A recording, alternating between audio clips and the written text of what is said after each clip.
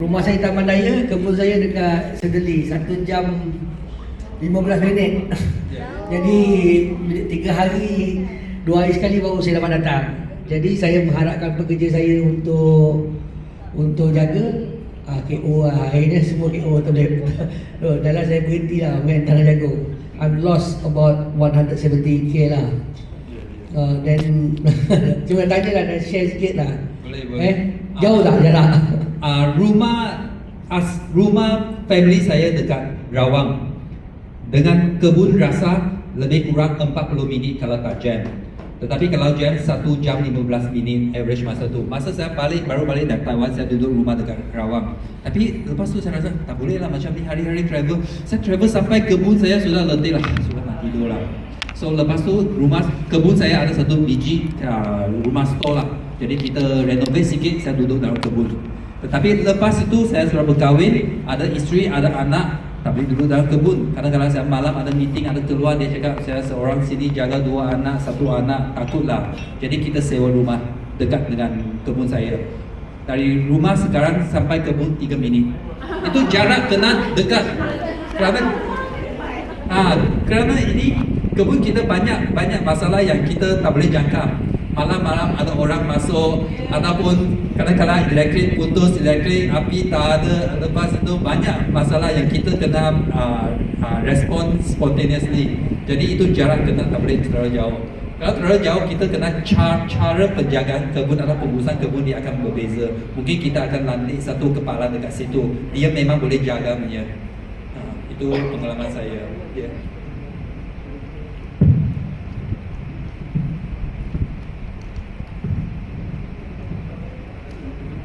Saya nak tanya pendapat lah sebab pembuat kebun memang susah. Saya give up juga nak buat kebun. Hari tu konon-kononnya kita nak fokus kebun saja dan last tak jadi. Tak jadi fokus kebun. I nak tanya you dari sudut customer. You sebelum you decide nak tanam bla bla bla lah jenis-jenis tanaman, you cari customer dulu ke ataupun you decide dulu you nak tanam apa? Itu dari sudut situ. Maknanya kadang-kadang macam dari sudut my experience, I tak berani nak buat banyak sebab I tak tahu nak jual kat mana. Ya, betul. Yang itu. Jadi I nak tanya advice sebab you memang di bidang penanaman. Jadi you macam mana? Sama ada customer you cari dulu baru you buat penanaman ataupun you buat dulu baru you cari kat penanaman. Dalam teori, dalam buku dan tak kira buku apa dekat Malaysia, dekat Taiwan kita belajar cari customer dulu. Tapi in practical tanam dulu. Awak pergi cari customer, saya pergi cari pasar Borong Selang. Bos, saya nak tanam timun lah. Boleh lah, pakai boleh jalan lah. Harga okey lah. Dia cakap, dia balas apa? Tanam dulu lah, masa ada buah ambil mari. Tapi masa ada buah cari dia cakap, nampakkan lah. Tak ada harga lah. Ini masalah kita. So untuk orang baru, awak yang belum ada networking, awak nak masuk pertanian, the first thing, tanaman yang awak boleh pilih, tanaman yang hari-hari orang makannya. Timun, kacang panjang, terung. Kalau sayur, kangkung, sawi, bayam. Jangan tanam yang pelik-pelik yang macam rosel.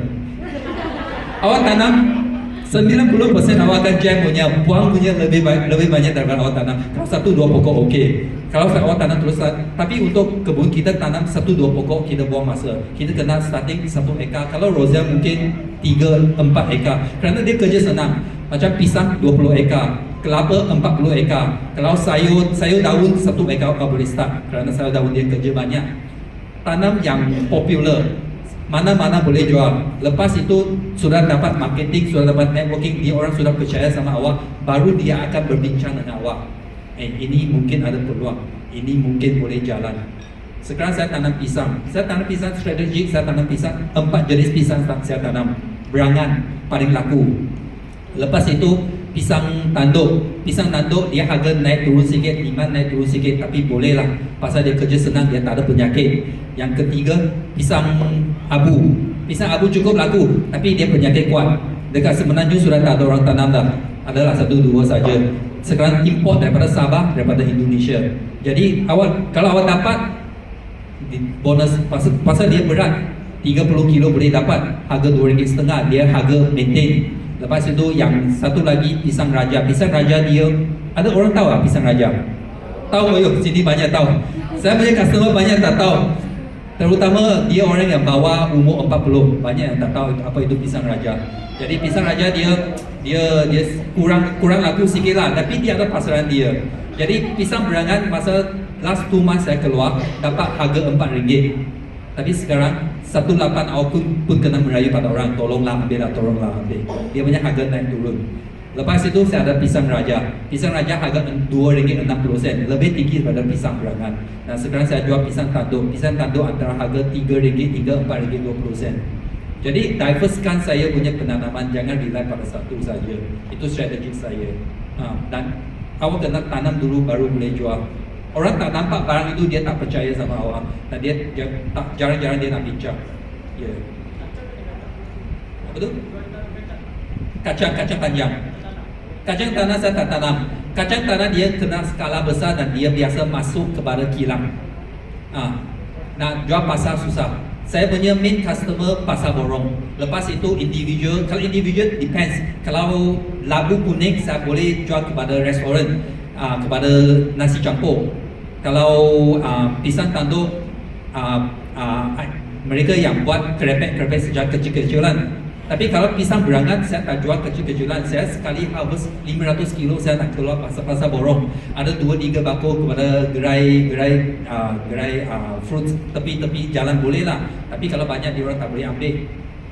Jadi kita buat skala, kita cuba buat skala. Kita tak buat skala harga rendah sikit. Tapi kerja saya senang. Bos, Yes. 2 soalan bos. You bayar gaji pekerja tu, you sub ke ataupun you bayar setiap bulan? Monthly. Monthly maknanya 1717 lah. Monthly Maknanya dengan bonus. bukan konsep total sub lah. Saya tak pakai sub kerana untuk sayur bawah, sayur atas itu sayur daun dengan sayur buah boleh sub. Buah-buahan jarang dapat sub. Oh tak dapat sub lah. 10 Dapat ekar ni, 10 bulan. 10 ekar ni berapa pekerja you pakai? 10 ekar yang mainly 3 orang. Oh, boleh cover lah. Boleh cover. Saya jual anak pokok betik saja saya sudah dapat dia punya gaji.